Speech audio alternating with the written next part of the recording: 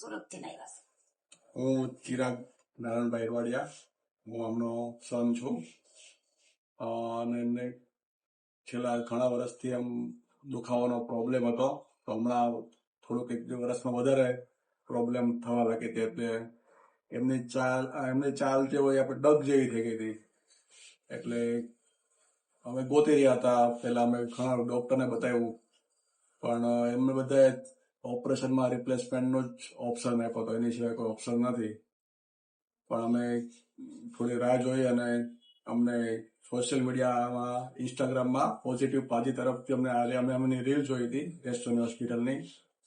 પછી અમે ગયા શનિવારે અમે ત્યાં મળ્યા અને કન્સલ્ટ કર્યું.